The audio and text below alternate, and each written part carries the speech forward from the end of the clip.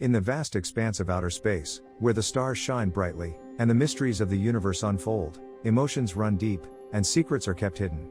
The commander of the space station, Glenn, a closeted gay, finds his world becoming tumultuous when a painful breakup shatters his heart. But this is just one of many secrets harbored in the station, only to be unraveled by the entrance of a new second-in-command officer, Jessica. The movie begins with a narration by Jessica Marlowe, setting the stage for a vision of an alternate future that evolves from the 1970s onward. The scene transitions to a futuristic space shuttle resembling Star Trek as it approaches a giant space refueling station labeled Space Station Omega 76. The station commander, Glenn, anxiously eyed the approaching shuttle. He looks like he wants to fire on the ship with his thumb on a control knob connected to a digital countdown. As the countdown reaches 0, he unexpectedly withdraws the knob from the control panel and lights a cigarette with it. After welcoming them to the space station, Glenn instructs the shuttle's occupants to report to the medical room for examination and tells them their room number. Alighting from the shuttle is Jessica Marlowe, the station's new co-pilot, replacing the former, Daniel. Following Glenn's instructions, Jessica heads to her room but meets Sunshine, a 7-year-old girl and one of the station residents, as she roller skates down the gleaming white corridor of the station, marking the walls with her crayon. Her action shows that she's bored. Jessica is full of youthful enthusiasm and eager to excel in her new position. But her bubbling excitement dampened during the medical test when she undergoes an uncomfortably thorough physical examination, during which the medical robot reveals that she couldn't bear children. The scene cuts to show another room where Misty, another resident of the station and the mother of Sunshine, visits Dr. Bott to inform her of the positive changes in her emotional health since the start of her treatment. After the medical examination, Jessica reports to the bridge and encounters her less than friendly commander. Their interaction is strained, showing they're far from cooperative. Commander Glenn is not trying to be welcoming. He treats Jessica with condescension and an air of apprehension as if she is an inexperienced driver handling his car. At Misty's apartment, her husband, Ted, inquires about her day and tries to stop her before she hurriedly downed Valium, a drug she resorts to due to her emotional problem. Ted tries to start a conversation with her, but she shuns him and avoids having sex at night. Misty meets Jessica in the corridors while walking with her daughter. After exchanging pleasantries with Misty, Jessica greets Sunshine and tries to be friendly towards her. She offers to babysit her whenever such an option arises, leading to Misty advising her to give birth to children if she so much loves them. At first, Jessica cites her career and time as the factors impeding her from having a child but reveals to Misty that she can't mother a child when the former keeps advising her. Jessica urges Misty to keep it a secret, and she vows to do that. The following day, Misty visits the station pharmacy to get more Valium and heads to the kitchen to program the meal for the day. She's in charge of that. At the bridge, Glenn goes over the resignation letter of his former co-pilot, Daniel, sadly for the umpteenth time. Sunshine interrupts his alone time and tries to befriend the surly commanding officer. Glenn does everything short of backhanding the child to shake her laser-like focus on his clear discomfort. She eventually leaves, and Glenn is left alone again for his favorite pastime of wallowing in misery. On leaving Glenn, Sunshine heads to Donna's room, wanting to play with the baby. But Donna didn't allow her to enter, telling her the baby was still fragile and could get contaminated with germs on Sunshine's fingers. Sunshine leaves her doorstep solemnly and, together with her dad, visits the station arboretum. They meet Jessica there, tending to some plants. When her dad is leaving the arboretum, Sunshine stays with Jessica, who has been friendly towards her. Later, at the bridge, Jessica brings up the near miss with a large asteroid they experienced the previous day. But Glenn answers that the asteroid popped out of nowhere as it didn't show on the radar, and also, that's a regular occurrence. His calm attitude surprises Jessica, and she informs him about the compilation of graphs made by Daniel before leaving, which could show them the way to avoid such an asteroid. She shows Glenn the graph, but he refuses to look at it, citing that he's busy with his work. While taking a shower at night, Glenn could hear the voice of Daniel playing in his head. He tries suicide by dropping the music player in the bathtub, but the security alert thwarts his effort.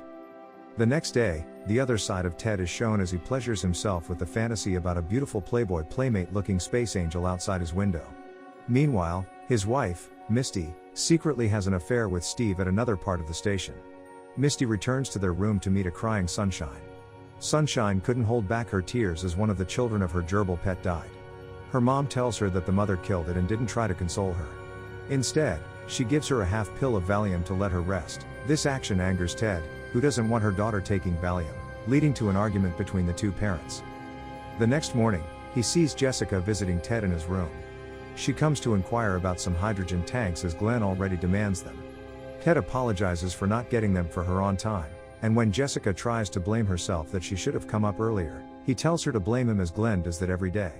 Jessica let him know that he's not the only one feeling the wrath of blame from Glenn. This change in conversation opens the floor for a friendly conversation between them. Jessica asks him why Daniel's departure from the station, and Ted tells her that he leaves due to a family emergency. However, Jessica reveals that Glenn tells her a whole different reason: Daniel got promoted. Ted didn't believe that, as he cited the tasks involved before they could be due for promotion. Misty meets them in the middle of the conversation, which turns out awkward. She wants to offer Jessica a drink but she excuses herself. Sunshine sadly watches as another 2 out of her gerbil children die. She walks up to her father, who is busy fantasizing about his naked space angel, interrupting his fantasy.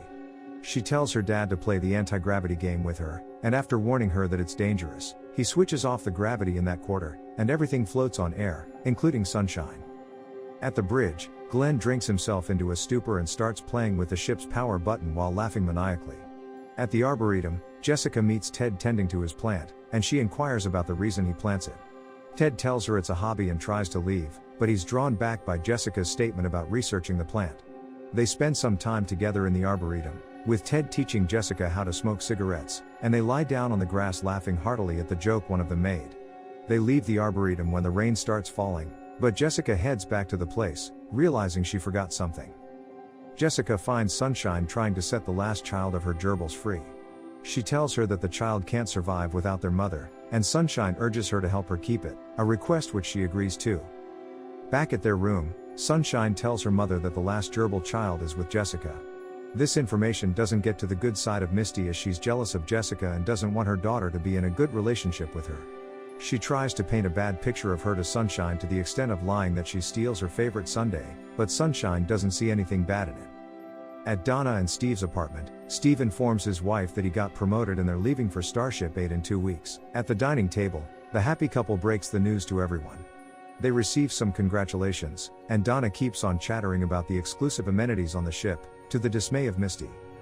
After the meal, Misty visits the bot doctor for a therapy session, complaining that she finds applying everything it told her hard. The bot cites upping the dosage of her Valium as a solution. After some back and forth conversation, Misty declares the device as her savior and only confidant. While working in his unit, Glenn walks in on Ted and starts criticizing his work mode, telling him he's incompetent. Ted counters Glenn by bringing up Daniel, bitterly asking him if the competency earned him a promotion. Ted tells him he's not happy hearing the truth from Jessica, but Glenn tells him again that Daniel's mother is sick, so Daniel leaves for home. Glenn angrily leaves, shouting that his colleagues are the cause impeding his promotion to an admiral. Christmas is drawing near, and for a Christmas present, Jessica wants to give a dog to Sunshine, but Misty doesn't allow it, saying she's allergic to it. Jessica urges her to keep the present a secret from Sunshine since she isn't giving it to her. Misty takes Sunshine to the kitchen to give her dessert, but she tells her that the thief has exhausted her favorite sundae, referring to Jessica. But Misty didn't stop at that. Acting like she wants to get Sunshine another sundae in the fridge, she opens it, and Sunshine notices an odd item inside.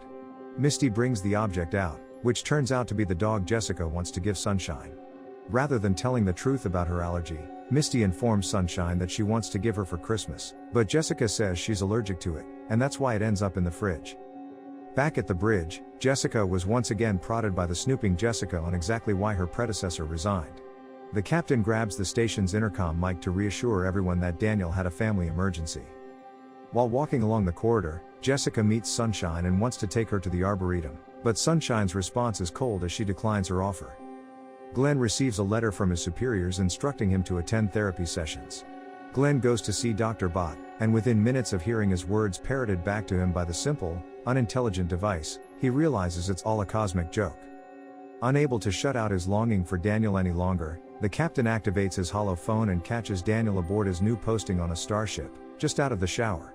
Still wet and clad only in a towel, the openly gay Daniel confronts his closeted ex-lover and former commanding officer. Lacking his former fling's self-confidence, Glenn squirms as he sheepishly takes Daniel's monologuing rebuke of him because he's recording their conversation to carefully re-edit Daniel's words into a pickup line, which he'll use to pleasure himself with afterward. Jessica visits Ted in his room at night while looking for someone to talk to.